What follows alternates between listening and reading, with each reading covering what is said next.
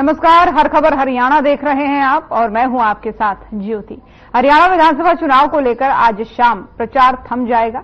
उससे पहले बुधवार को सभी पार्टियों के नेताओं और उम्मीदवारों ने अपनी जीत सुनिश्चित करने के लिए प्रचार में पूरी ताकत झोंक दी। इस दौरान सभी नेता विधानसभा चुनाव में अपनी जीत का दावा करते हुए नजर आए। तमाम दलों की ओर से मतदाताओं को अपने पक्ष में करने के लिए प्रत्याशियों और पार्टियों की तरफ से हर संभव कोशिश की गई। सभी दलों के नेताओं, स्टार प्रचारकों और उम्मीदवारों ने बुधवार को प्रदेश में कई जगह रैलियां, जनसभाएं की और आज शाम चुनाव प्रचार खत्म होने के बाद से प्रत्याशी और उनके समर्थक सिर्फ डोर टू डोर अभियान चला सकते हैं। अगर कोई नियमों का उल्लंघन करता दिखाई देता है तो उसके खिलाफ नियमों के अनुसार कार्रवाई की जाएगी।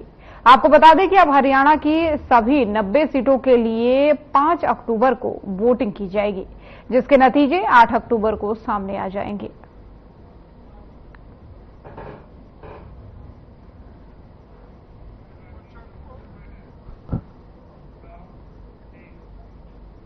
और उधर चुनाव प्रचार के आखिरी दिन प्रत्याशियों को लेकर के पार्टी के दिग्गजों तक ने चुनाव प्रचार में अपनी ताकत झोंकी।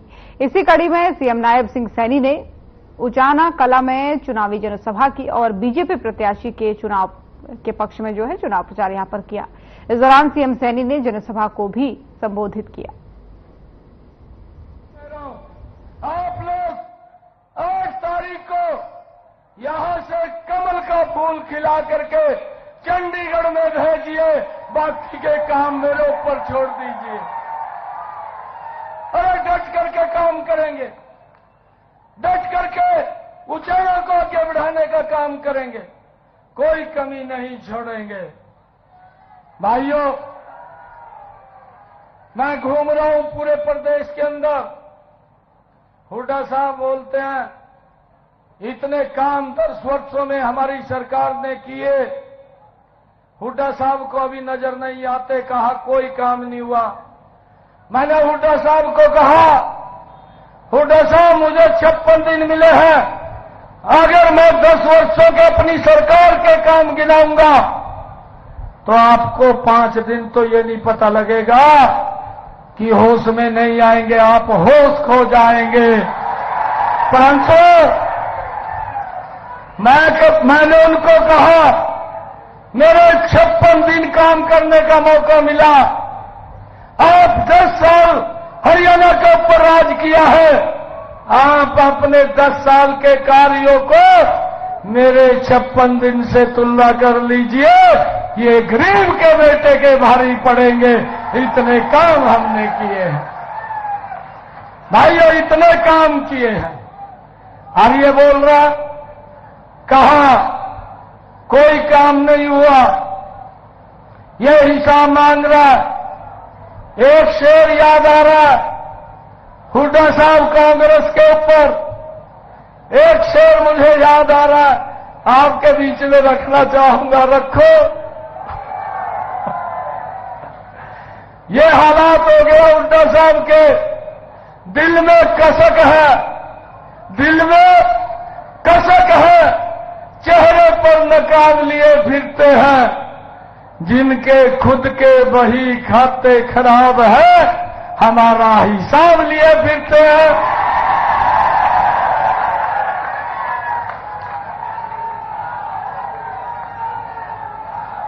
अरे इन लोगों ने भ्रष्टाचार को जन्म दिया, ये लोगों ने गरीब को भाइयों जो सुविधाएं पहुंचानी थी, ये नाकाम रहे सुविधाओं को पहुंचाने में। भाई इसके को ठीक करते रहे। अरे ये साउंड वाला इको ठीक कर दे, आवाज देख आप क्या जी, आवाज डबल नहीं आनी चाहिए, इको ठीक कर, आवाज पूरी कर दे इसकी। आप लोगों को मैं ये कहने के लिए आया हूं, आप उचाना से 8 तारीख को कमल का फूल खिलाइए। और सबसे पहले जो निर्णय हमने किया है, ये निर्णय किया है, मेरी मातृशक्ति इतनी संख्या में आशीर्वाद देने के लिए आई है, इनके लिए हमने योजना बनाई, लाडो लक्ष्मी योजना। 8 तारीख के बाद जो ही कमल का फूल खिल करके जाएगा 2100 रुपया महीना। तो सीएम सैनी को सुन रहे थे आप। वहीं बवानी खेड़ा के बड़ा गौरवा में बीजेपी के कार्यकर्ता सम्मेलन में सीएम नायब सिंह सैनी ने शिरकत की। इस दौरान सीएम सैनी ने कांग्रेस पर जमकर निशाना साधते हुए कहा कि आज प्रदेश में बीजेपी की लहर है। आने वाली 5 तारीख को वोट पड़ने के बाद से जब 8 तारीख को रिजल्ट आएगा तो कांग्रेस के नेता रोहतक पीजीआई में भर्ती मिलेंगे। उन्होंने कहा कि उनके कार्यकाल के 56 दिन सभी पर भारी पड़े हैं। आज बीजेपी सरकार ने महिलाओं, युवाओं, किसानों के लिए कई कल्याणकारी योजनाओं को लागू किया है। सीएम ने कहा कि कांग्रेस के लोग बीजेपी से हिसाब मांग रहे हैं, लेकिन जब कांग्रेस के 10 साल का हिसाब हमने मांगा तो कोई जवाब आज तक नहीं मिला। काम नहीं किया, घोषणाएं हो रही हैं। मैंने हुड्डा साहब को कहा कि मैं घोषणाएं नहीं कर रहा हूं, मैं एक गरीब परिवार का बेटा, मोदी जी ने हरियाणा की सेवा करने के लिए भेजा है। आपने 10 साल हरियाणा के ऊपर शासन किया है, राज किया है, आप 10 साल तक मुख्यमंत्री रहे हैं।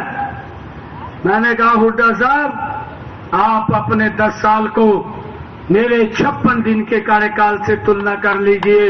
मेरा 56 दिन का कार्य आपके 10 साल के ऊपर भारी पड़ेगा। ये गरीब ने जो बात बोल दी है, जो शब्द मुख से कह दिए हैं, वो पत्थर के ऊपर लकीर है, कोई नहीं काट सकता। भाइयों, हमने ऐसे निर्णय किए हैं। हमने ये भी निर्णय किया, हुड्डा साहब बोलते हैं कहा HKRN के लोगों को बाहर निकालूंगा। मैंने कहा कि हमने सांसद अनुराग ठाकुर अंबाला पहुंचे, जहां उनका पुष्प गुच्छ देकर के स्वागत किया गया। अनुराग ठाकुर ने असीम गोयल के लिए वोटों की अपील की है। इस दौरान कांग्रेस पर जमकर निशाना साधते हुए वो नजर आए। साथ ही राहुल गांधी और हुड्डा से उन्होंने सवाल किए। मीडिया से बात करते हुए उन्होंने कहा कि दलालों और दामादों का जलवा वापस नहीं लाएंगे। दलितों पर अत्याचार करने वाली कांग्रेस को जनता नहीं लाएगी। उन्होंने दिल्ली में पकड़ी गई ड्रग्स को लेकर के कांग्रेस पर निशाना साधते हुए कहा कि आखिर राहुल गांधी का हुड्डा का तुषार त्यागी से रिश्ता क्या है।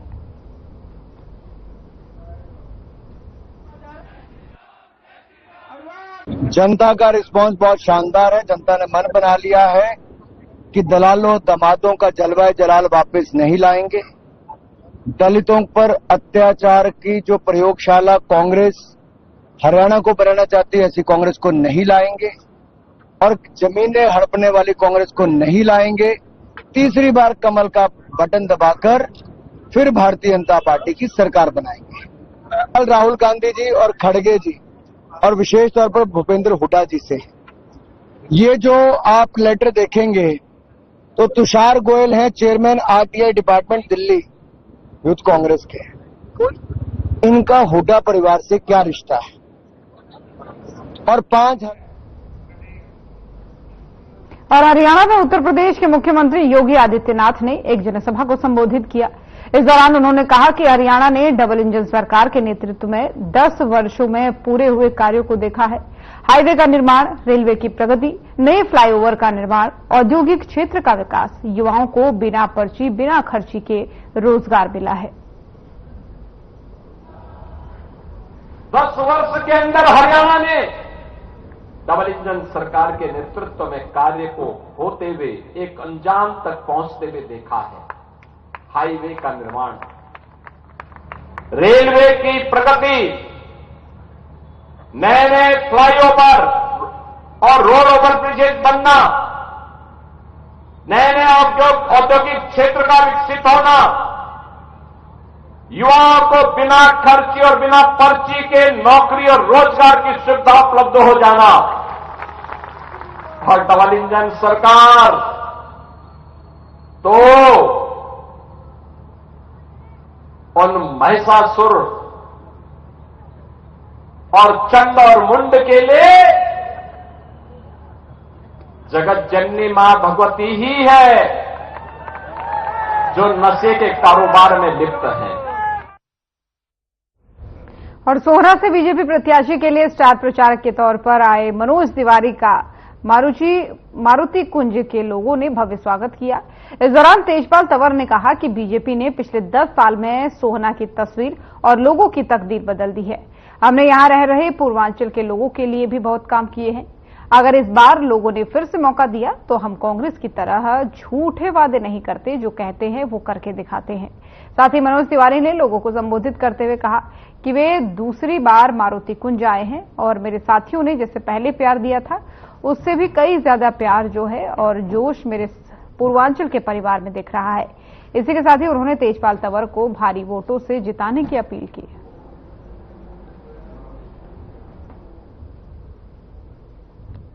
और बीजेपी की सरकार बनी तो हर महिला के 2100 रुपया महीना शुरू हो जाएगा। 2100 कितना बोले? 2100, 2100। और देखा भैया, ये मोदी के वादा बा। मोदी जो कहते हैं वो करते हैं। मोदी जो कहते हैं वो करते हैं। कांग्रेस भी बहुत कुछ कहती है लेकिन करती नहीं है। अभी मैं खोरी में था, वो तावड़ू खोरी में भी गए थे। कम से कम 25,000 आदमी इकट्ठा था, खुले में खड़ा था, बहुत जबरदस्त। और उन्होंने सबने समर्थन किया है भारतीय जनता पार्टी का। भारी मतों से वो जिताएंगे और तिवारी जी यहाँ भी आएंगे और यहाँ पर भी यही बात होगी। ये पहले ही से हमारे साथ थे, अब जो थोड़ी बहुत कसर थी वो पूरी हो जाएगी, ये पक्के हो जाएंगे।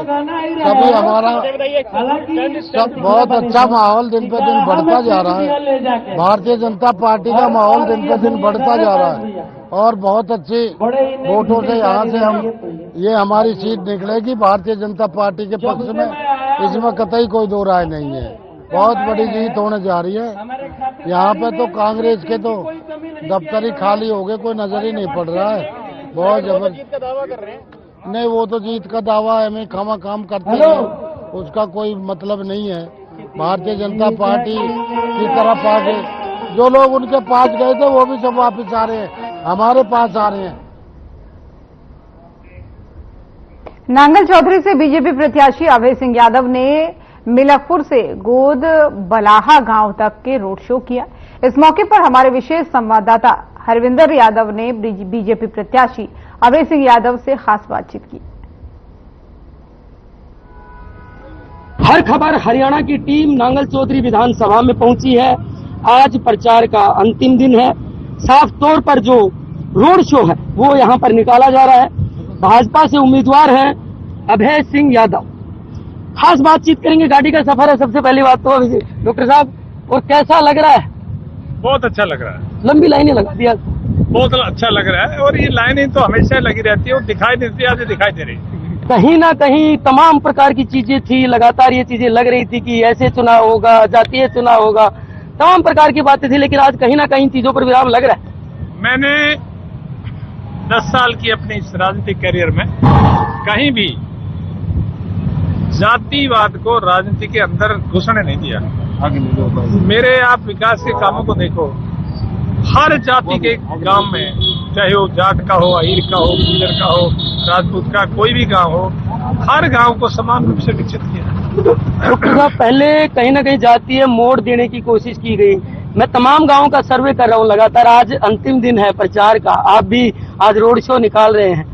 पूरे आकलन को देखने के बाद क्या लगता है अब की बार कितनी जीत? देखिए, मैं ये कहता हूं कि हमारी बहुत बड़ी जीत होने वाली है। और आप जब मशीनों की सील जब काउंटिंग हॉल में खुलेंगी तब पता लगेगा आपको कि कितनी किस मशीन में से क्या निकल रहा है। वास्तविकता ये है कि जातिवाद के नारों से दबाकर, डराकर किसी के वोट देने की जो आत्मा की शक्ति है, आत्मा का फैसला है, उसको आप बदल नहीं सकते। एक आदमी के घर में 50-50 आदमी जाके धरना दे रहे हैं। रात को 2-2, 3-3 बजे सोने नहीं देते। बेचारा भूखे भरते भरते हाथ जल जाते हैं। उसकी घरवाली चाय पिलाते पिलाते थक जाती है। तब आखिर में उनको कहता है कि बताओ क्या चाहते हो, तो वो सिर्फ एक फोटो चाहते हैं, उनके साथ फोटो खिंचवाते हैं और चले जाते हैं। और तब अगर इस तरह से फोटो खिंचवाने से किसी का मन थोड़ी बदलता है। मेरे पास सैकड़ों कॉल रोजाना आती हैं कि डॉक्टर साहब वोट डालने का ढंग करवा दो, वोट सही तरीके से डल जाएं, हम जो है वोट आपको देंगे और बहुत वोट आएंगे। तो कहीं ना कहीं अब की बार विकास की जीत माने। विकास की जीत तो हमेशा हुई है और होगी अरविंदर जी, विकास को आप पीछे नहीं धकेल सकते। विकास की राजनीति महेंद्र जिले में स्थापित हो चुकी है। कोई कितना ही बड़ा आदमी हो, कितने बड़े नाम के साथ घूमता रहो, विकास के बिना राजनीति आगे नहीं चल पाएगी। चलिए, बहुत बहुत धन्यवाद आपका। तमाम प्रकार की बातों पर आज विराम लगा दिया गया है। रोड शो कुछ ही देर में गोदबलाहा गांव में पहुंचेगा और सुबह से जो रोड शो है वो नांगल चौधरी विधानसभा क्षेत्र के तमाम गांवों से होता हुआ गुजर रहा है। ये तो आने वाला समय ही तय करेगा कि किसके सर पर जीत का ताज जो है वो सजाया जाता है। लेकिन कहीं ना कहीं माहौल बदलने की बात करें तो तस्वीरें साफ तौर पर इस बात की गवाही दे रही हैं कि नांगल चौधरी विकास चाहता है। कैमरा पर्सन हिमांशु नेगी के साथ मैं हरविंदर यादव, हर खबर नांगल चौधरी। और नूह में कांग्रेस पार्टी ने जनसभा का आयोजन किया। इस मौके पर कांग्रेस नेता राहुल गांधी ने जनसभा को संबोधित करते हुए लोगों को संविधान की कॉपी दिखाते हुए कहा कि देश में कोई भी चुनाव हो, कांग्रेस वहां विचारधारा की लड़ाई लड़ती है। एक तरफ बीजेपी के संविधान को खत्म करने की विचारधारा है तो दूसरी तरफ डॉक्टर अंबेडकर के संविधान को बचाने वाली कांग्रेस की विचारधारा है। उन्होंने साथ ही कहा कि हरियाणा में भी बीजेपी से संविधान को बचाने की लड़ाई है। बीजेपी नफरत फैलाती है और कांग्रेस मोहब्बत से चलती है।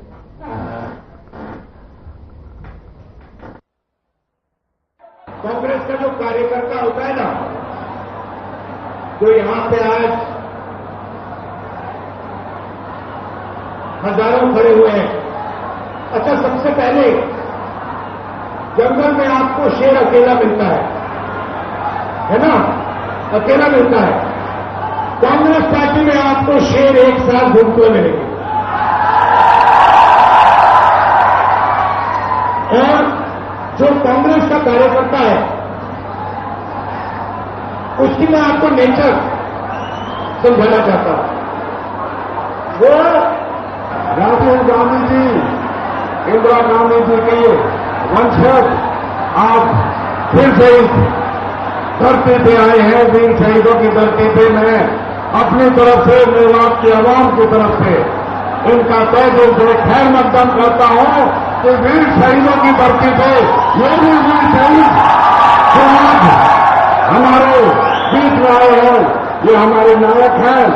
मैं आज हमारे साथ, इनके साथ केसी वेणुगोपाल जी हमारे, देखिए आज राहुल जी आए हैं मेवात के इलाके में, और आज जो मेवात में तरक्की हुई वो केवल कांग्रेस के समय में हुई। लेकिन उससे बड़ी बात यह है कि ये इलाका मेवात का पूरे देश और दुनिया में भाईचारे की एक मिसाल है। इतना मजबूत भाईचारा यहाँ पर है। बहुत सारे प्रयास किए गए आपस में लोगों को लड़ाने की, लेकिन कोई भी यहाँ पर ऐसी कोई बात नहीं। यहाँ मजबूत भाईचारे में ये साबित कर दिया कि मेवात के लोग ये फैसला कर चुके हैं कि पार्टी का होगा। बहुत बहुत शुक्रिया, धन्यवाद। तो वहीं दूसरी तरफ प्रियंका गांधी ने भी पार्टी प्रत्याशी के लिए बवानीखेड़ा में जनसभा को संबोधित किया। प्रियंका गांधी ने कहा कि हरियाणा प्रदेश में कांग्रेस की सरकार बनते ही हर वर्ग को लाभ पहुंचाया जाएगा।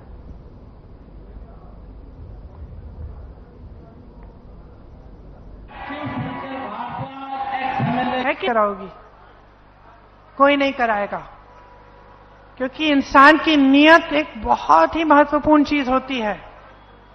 और सिर्फ घर परिवार में नहीं, नौकरी में, रोजगार में, खास तौर से राजनीति में। क्योंकि अगर नेता की नीयत ठीक नहीं होती, कुछ भी कर सकता है। सत्ता होती है, सत्ता होती है, अहंकार हो जाता है, चमचों से घिर जाता है। मोदी जी के साथ यही हुआ है। मोदी जी घिर गए हैं चमचों से, कोई सच बताने वाला है ही नहीं।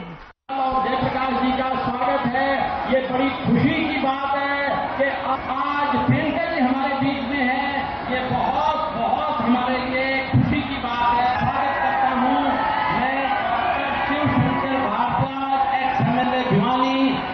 मोदी ने सबसे मन से होता है कि ये चुनाव सतीश पेट्रोल नहीं, राम की बल बना। दिसंबर जी को विश्वास दिला देंगे कि पार्टी ने इनको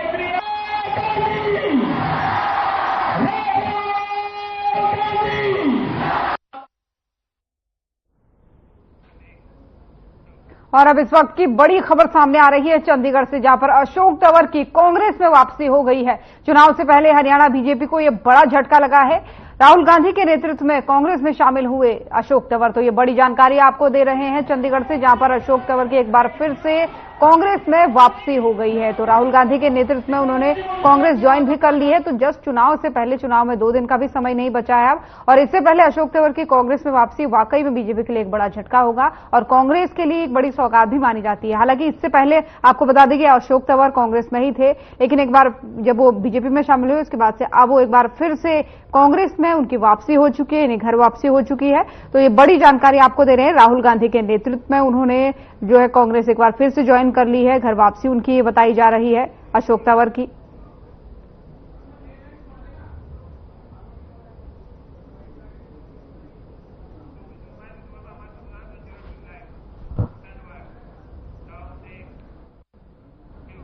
और ज्यादा जानकारी के साथ ओपी शर्मा हमारे संवाददाता चंडीगढ़ से लाइव हमारे साथ जुड़ चुके हैं। ओपी, अशोक तंवर का बीजेपी का साथ जोड़कर के कांग्रेस में दोबारा शामिल होना बीजेपी के लिए कितना बड़ा झटका है और कांग्रेस के लिए कितनी बड़ी सौगातें मानी जा सकती है?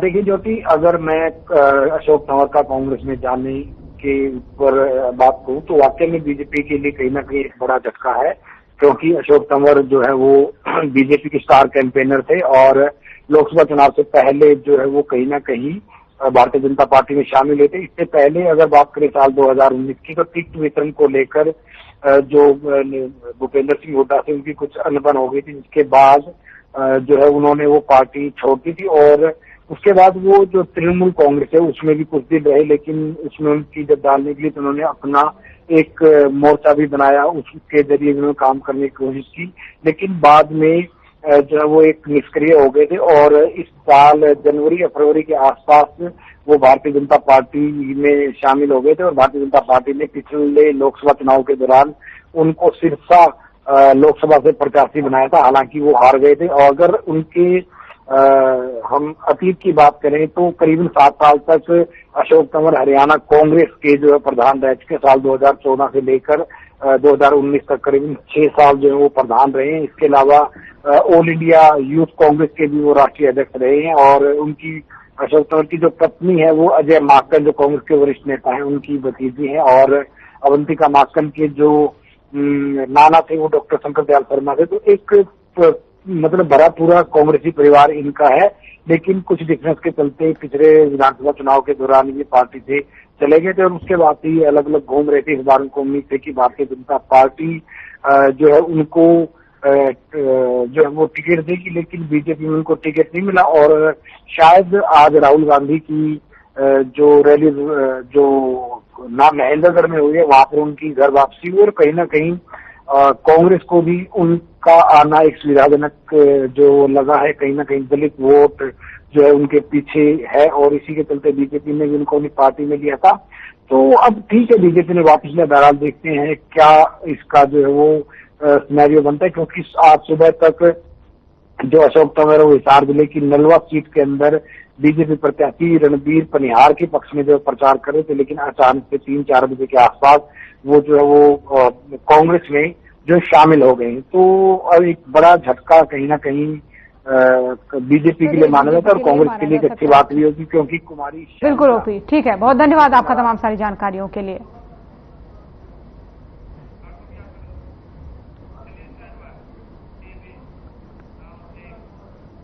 और अब खबर सोनीपत से है, जहां पर हरियाणा के चुनाव प्रचार के आखिरी दिन में असम के मुख्यमंत्री हिमंता बिस्वा शर्मा भी पहुंचे। यहां पर उन्होंने चुनाव प्रचार किया तो असम के मुख्यमंत्री हिमंता बिस्वा शर्मा ने सोनीपत में एक जनसभा को संबोधित करते हुए कहा, उन्होंने सबसे पहले कांग्रेस पर हमला बोला, कहा कि राहुल गांधी लोकसभा चुनाव से पहले हरियाणा में आए थे और उन्होंने कहा था कि वे सरकार बनाएंगे और संविधान की रक्षा करेंगे।